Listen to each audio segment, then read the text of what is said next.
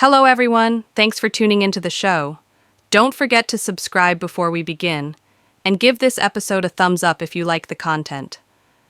We're exploring today something that has sister wives and Reddit fans buzzing once again: Cody Brown's odd practice of writing love notes to Robyn on the mirrors of their residence. But it's not just these messages that are making waves. The actual buzz is regarding the strange and lavish interior decorating decisions in Cody and Robyn's house.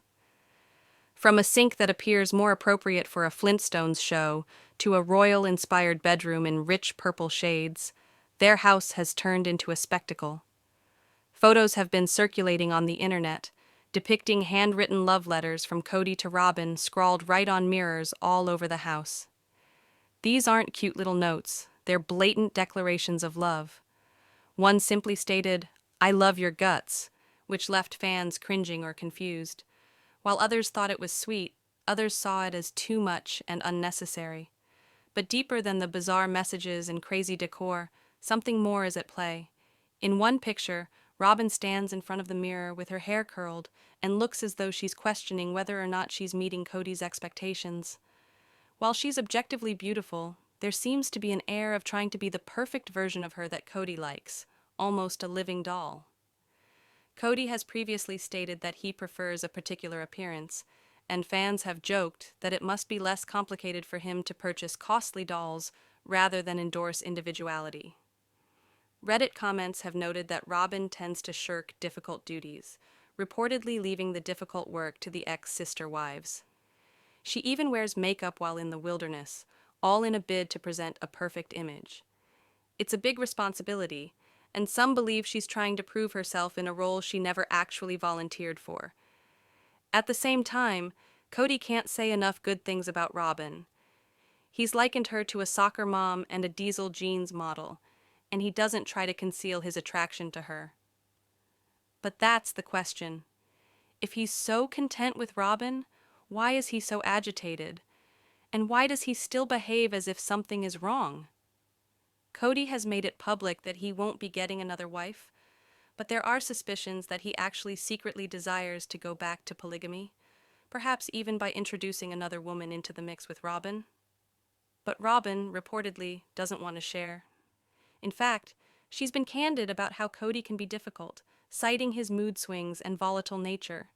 These reflective messages, as sweet as they are intended to be, could be a warning sign that Cody is overdoing it.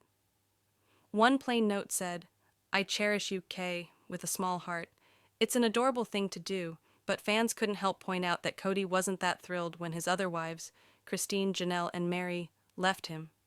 He was grumpy, cranky, and anything but the picture of a man who's living his happily ever after. If Robyn is really the woman of his dreams, shouldn't he be over the moon? Instead, he appears to be just holding on by a thread. Far from living his Disney fairy tale conclusion, Cody presents as a cranky man who's lost his way.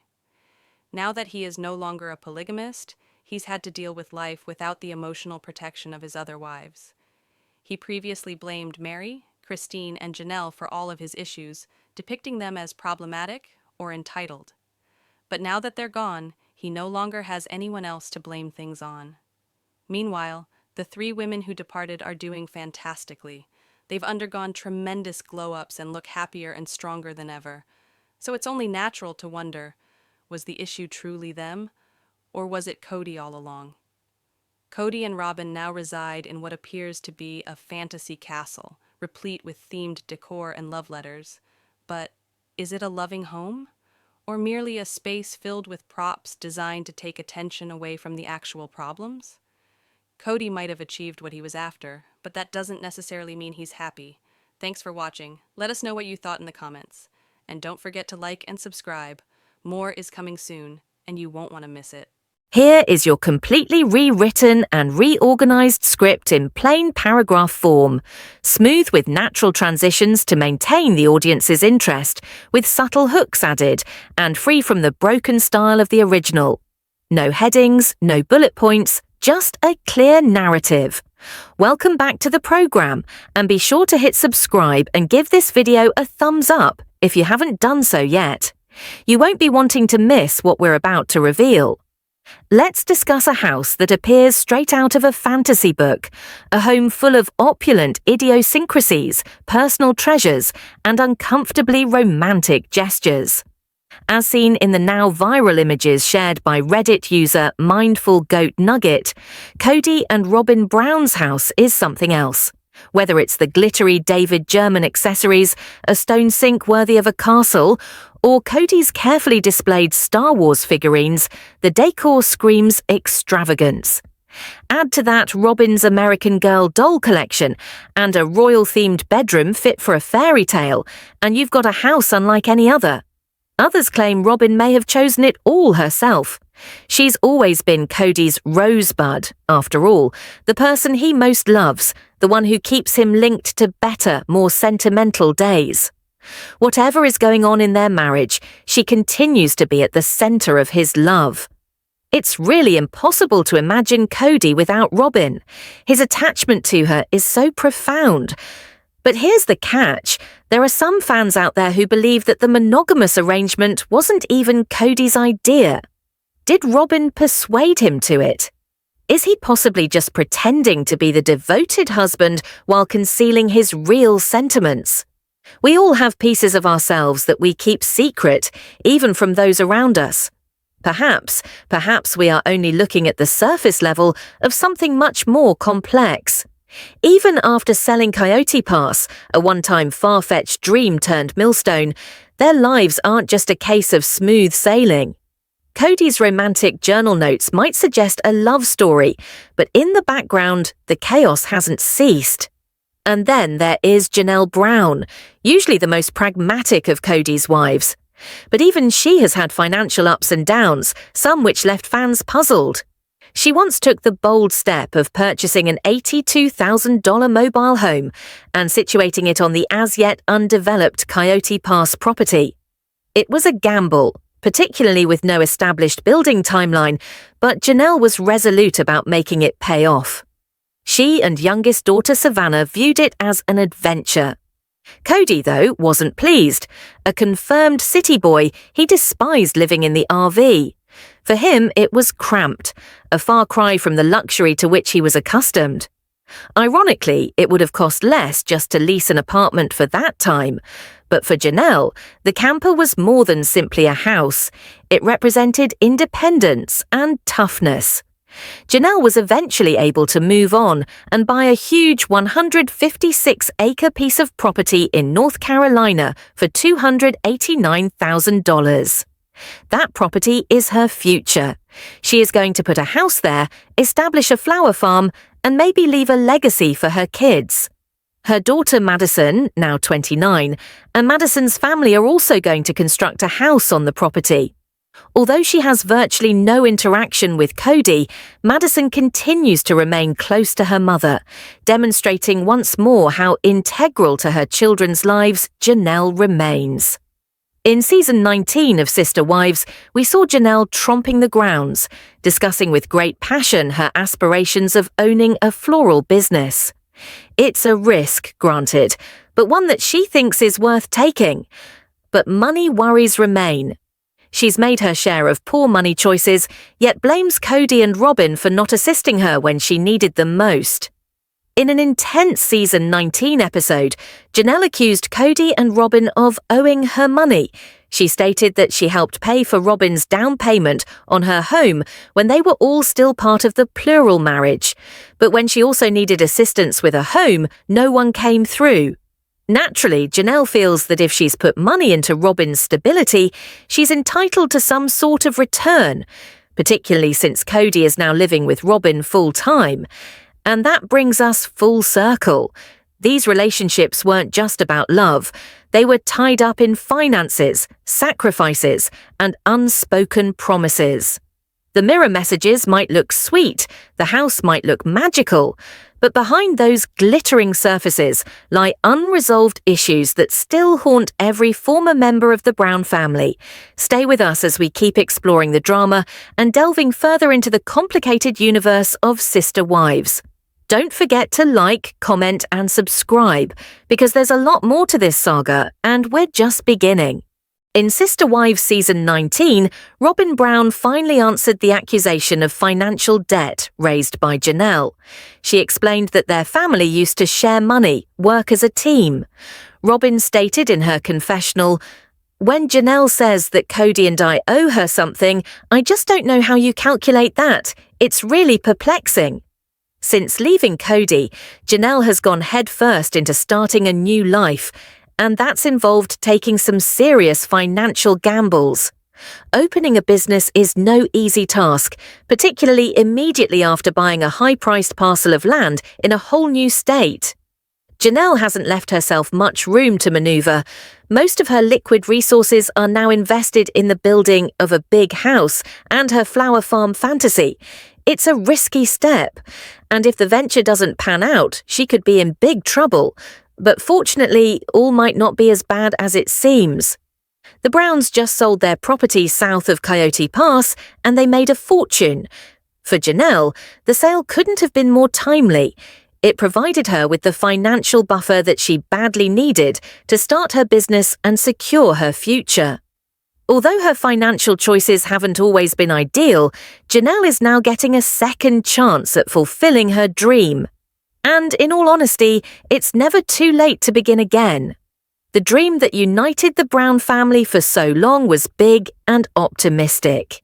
For nearly a decade, they envisioned a communal utopia, a community where several families could reside together as neighbors, bound by religion, love, and common commitment.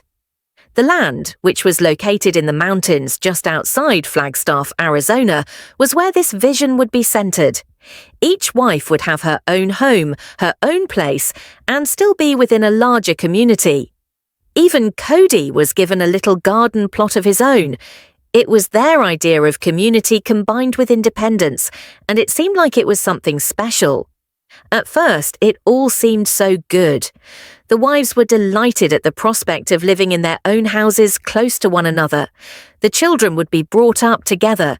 There would be unity, support, and shared memories. And with its magnificent views of mountains and serene surroundings, Coyote Pass seemed the ideal setting for it all to transpire. But dreams don't always last long enough to withstand reality. As the years passed, cracks started to develop. The logistics, the emotional toll, and the changing wants of the wives started to drive the family apart. Gradually, the shared vision fell apart. One wife, long fighting the emotional burden of plural marriage, was the initial casualty. Removing the youngest child, she relocated out of state to seek a more traditional monogamous existence. The leaving was bittersweet, but also intensely pragmatic. She had once called the land a spiritual refuge, something in which she felt connected to the divine. But by the time she left, the vision diminished with her departure. She eventually relinquished her stake in the land in return for a meager payment, essentially severing her emotional and legal connections to Coyote Pass. That decision was the start of the end. What had once been a grand dream started falling apart piece by piece. Legal issues and emotional consequences ensued. The other wives, each with their own difficulties to contend with, started to wonder if ever the dream of oneness had been sustainable. The very land that was meant to unite them came to serve as a reminder of what had been lost. Now, with the house sold, it seems like the last page has been turned in a book the Browns fought for years to keep open.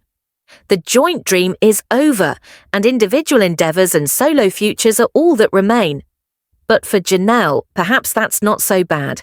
With new property, a new vision, and a do-over, she's creating something of her own. Daring, sure, but also courageous. And ultimately, perhaps that's what this book has always been about. Not merely family, but the bravery to begin anew when the previous dream no longer holds. Yes, you've gathered a detailed and emotionally rich narrative, and it has the foundation for a compelling documentary-style episode or deep dive video script. But the current format is fragmented and rough, so here's a clean, professional, plain script version that pulls everything together into a smooth and powerful narrative. Intro, host voiceover. Hi everyone, welcome to the show. If you like this sort of in-depth content, don't forget to click that subscribe button and like this episode. Now, let's get into the breakdown of one of reality television's most ambitious family experiments and the land that represented it all. Section 1. The Dream. For almost a decade, the Brown family chased a grand dream, establishing a communal homestead on a breathtaking plot near Flagstaff, Arizona. Coyote Pass was to be the very definition of unity, faith, and family. Each wife would have her own home, her own domain, and yet remain part of an extended, spiritually connected whole. With dramatic views of mountains and a shared vision, the land was one that promised healing and legacy. A land where their children could grow, and where individual freedom could blend with profound roots. Section 2. The cracks begin to show. But dreams are fragile. As the years went by, tensions started to build. One of the wives quit the family, taking her youngest child and going on to more conventional, monogamous living. What was once sacred refuge now felt like a chore. She sold her share of land for a small amount, symbolically and legally severing ties to the past. Ownership turned into a fight. Cody and Robyn, now monogamous, held half the property, and the other wives held smaller but meaningful shares. It was over decision-making, upkeep, and the property's future. One wife, especially, felt discounted and disenfranchised, even as she considered the land a testament to her deceased son, a symbol of healing and hope for her kids. The emotional burden was so great, she thought of taking legal action to safeguard her interest. What began as a shared vision degenerated into arguments, frustration, and red tape. Section 3. The Sale of the Dream. Finally, the decision was reached. The land would be sold. What had been family togetherness was now simply property, a sale that closed one era of high hopes and disappointment. But as far as money went, it helped ease the strain. The transaction earned a profit much larger than the initial purchase price, providing each side with a welcome shot in the arm. For Janelle, that translated into some liberty. She had already taken bold financial gambles, such as purchasing land in North Carolina on which to develop a flower farm. Risky, sure, but the windfall from Coyote Pass provided space to maneuver. Section 4. Life after the land. Now the family members have dispersed. The first of the wives to leave has adapted to a new marriage and new life. The rest are rebuilding their own futures.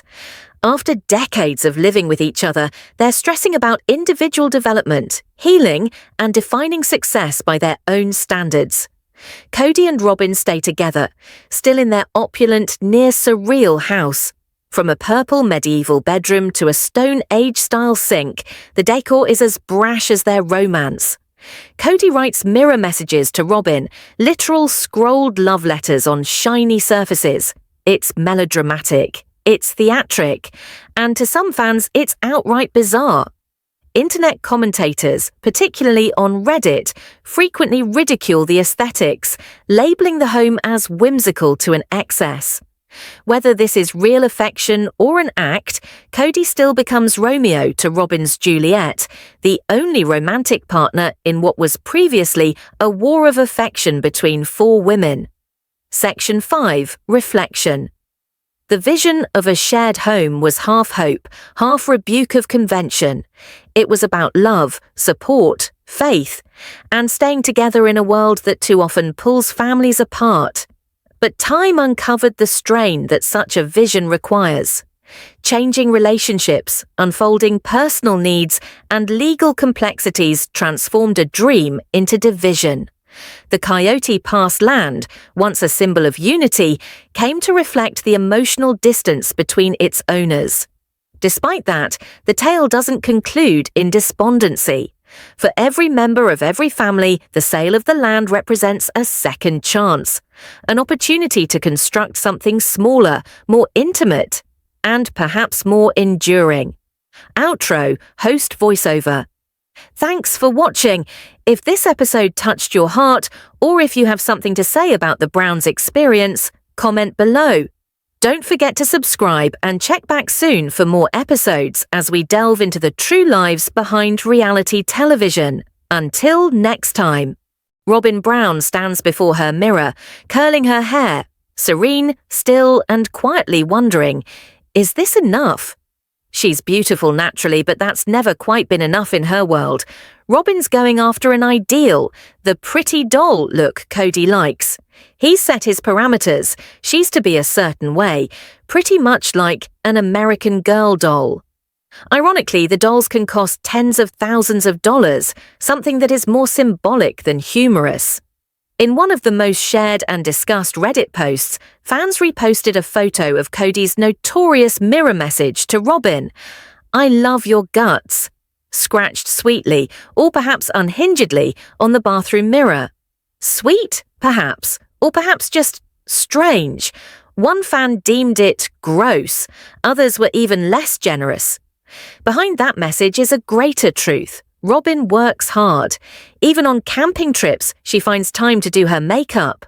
She's determined to maintain an image, a nearly flawless facade. But perfection is exhausting, and not every woman wants to be the ideal always. In exchange, Cody loads up on the compliments. On camera, he's fawned over Robyn's appearance, even stating at one point that she reminded him of a soccer mom and a diesel jeans model all at once. And yeah, he seemed pretty stoked about it. But beneath the surface, there's tension.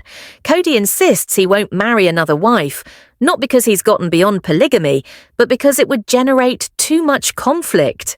But insiders are curious. Is that all there is to it? Is he perhaps waiting for a future situation? Perhaps even a throuple? If so, Robyn's not having it. She said, according to sources, that he has awful mood swings and blames him for trying to ruin their relationship. And those mirror notes, yeah, they're sappy. "I love you," K, with a teeny little heart around the K. It's adorable, but if everything's going so great, why is Cody always so surly?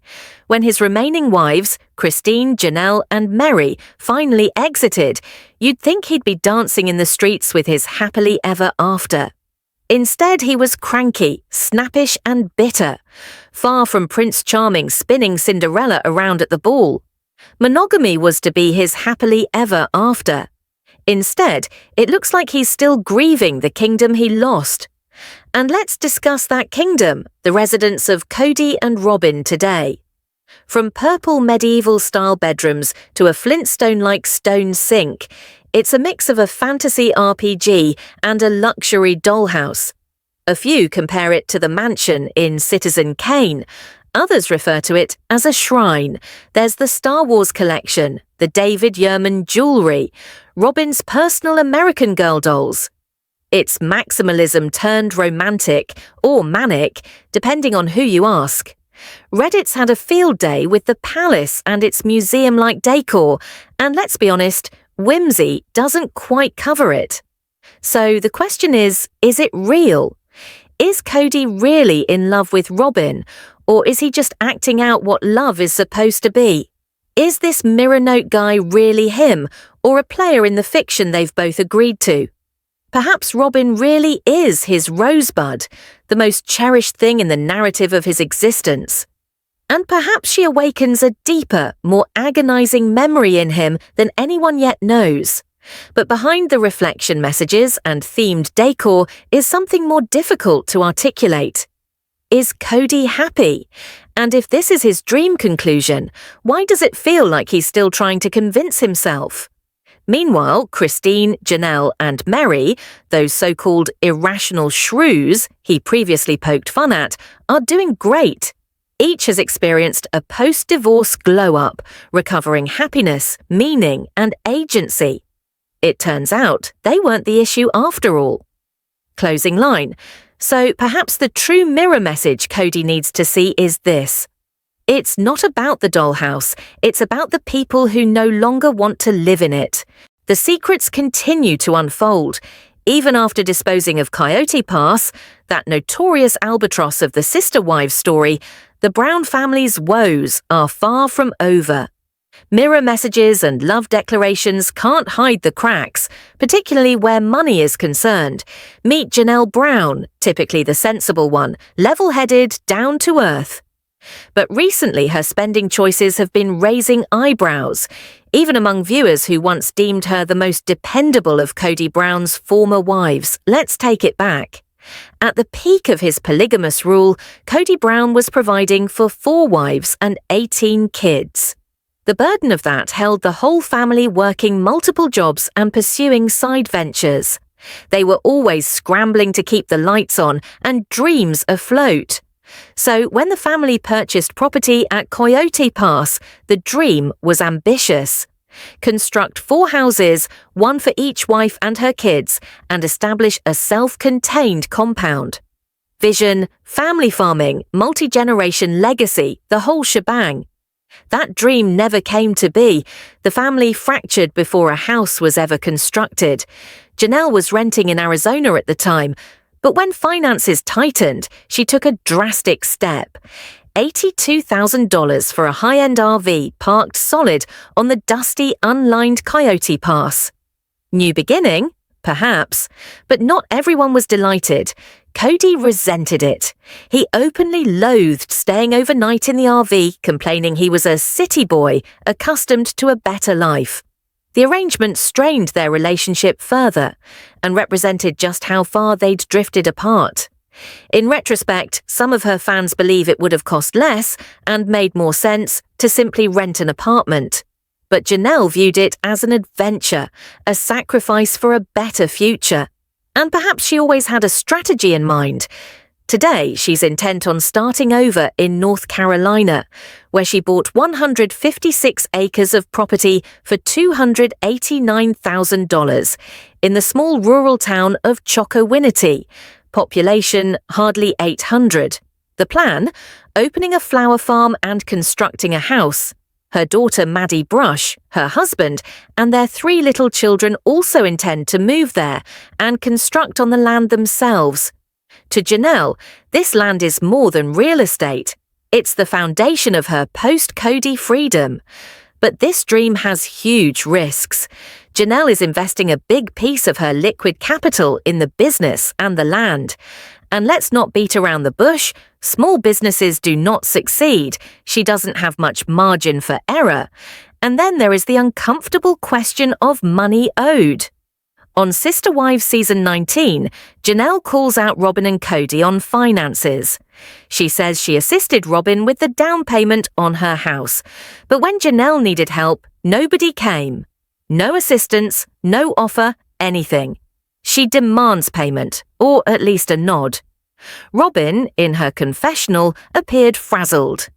When Janelle tells us that we owe her, I'm like, how do you add that up? It's kind of confusing.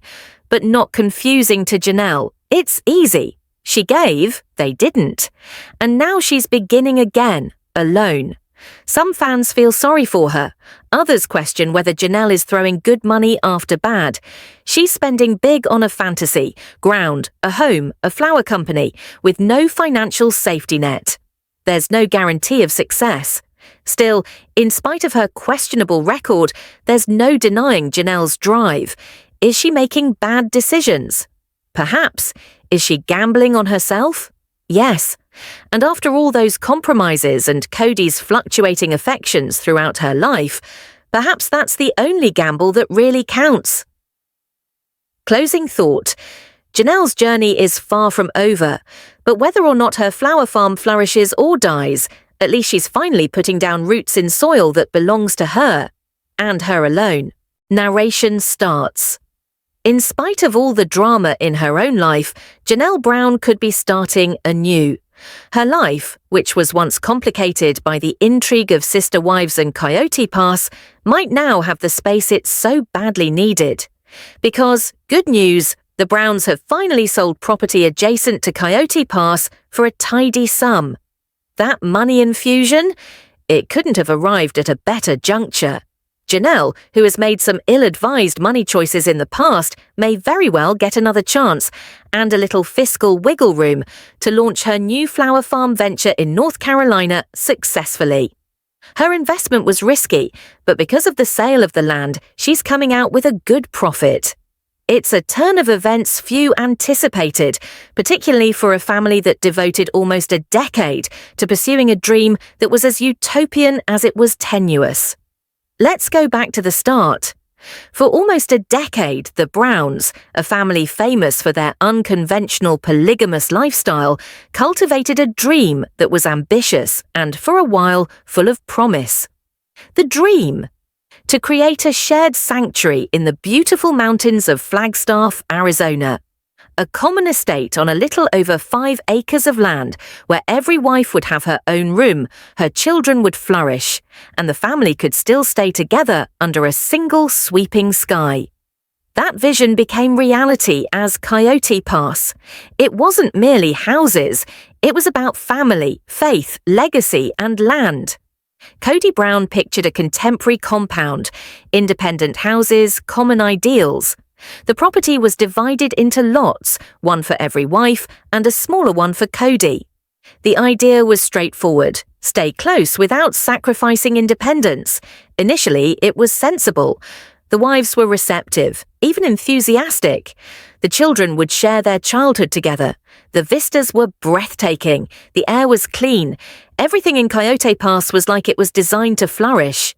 However, as the years went by, reality began to crack that vision. Feelings altered, relationships worsened. The wives, once devoted to the shared future, began to distance themselves from it.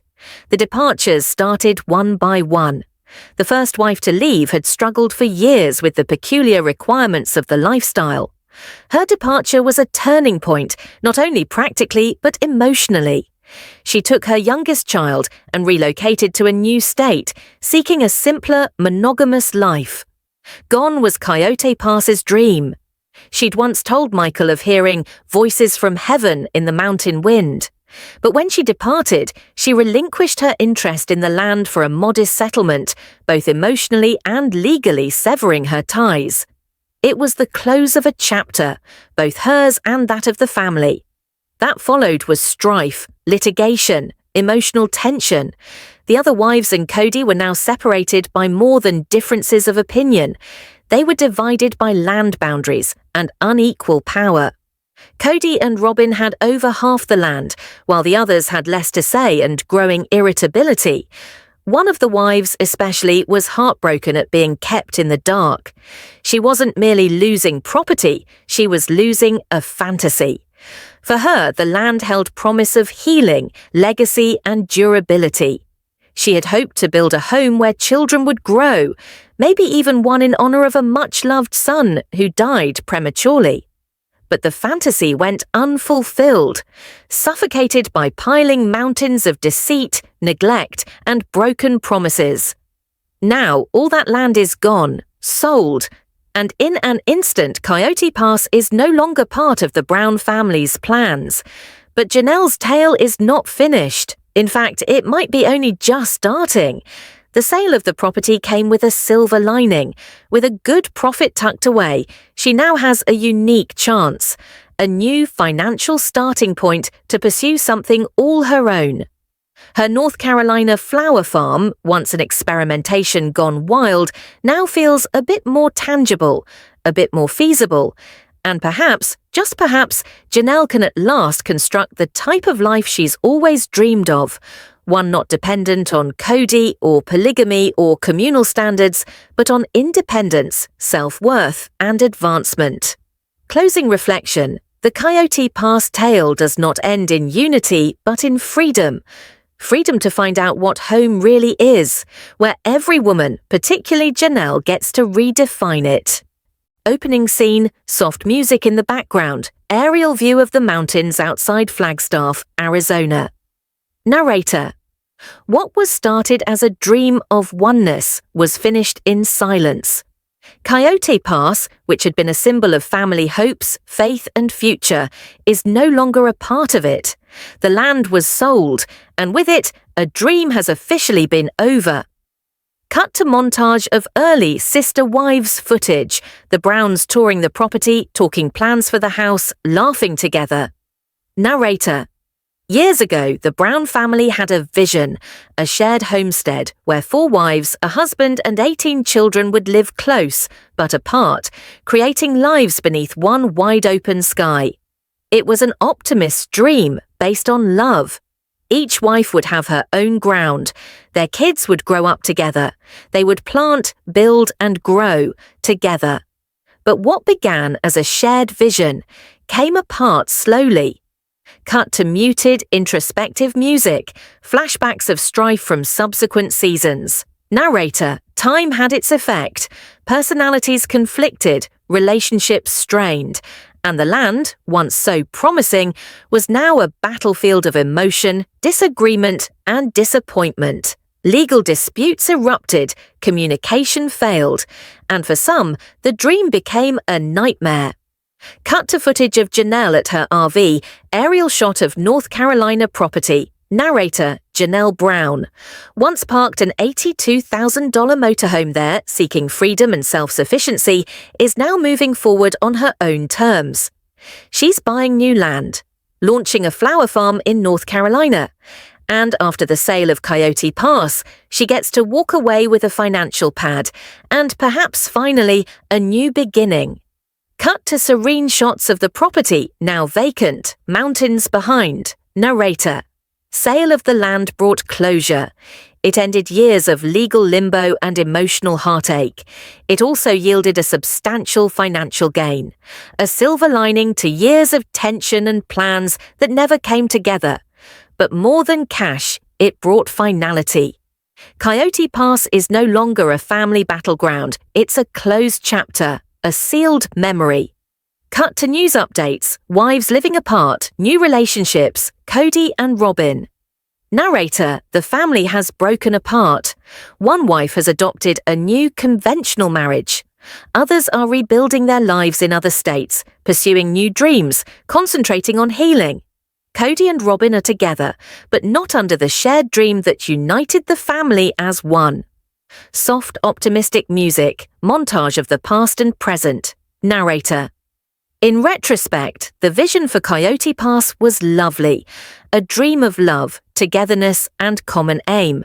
But as we now see, to keep that dream alive requires something more than land.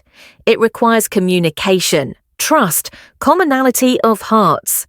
Ultimately, the land didn't come between them. It was a mirror to the divisions that existed. Closing scene, slow zoom out from deserted land, golden hour light. Narrator. And though Coyote Pass is no longer theirs, its history endures. Because occasionally, the places we wish to call home aren't so much about the ground or the heavens, but the souls, the memories, and the love we create together. Thanks for watching. If you enjoyed this story, don't forget to subscribe, give a thumbs up, and return for more real-life insights daily. See you soon!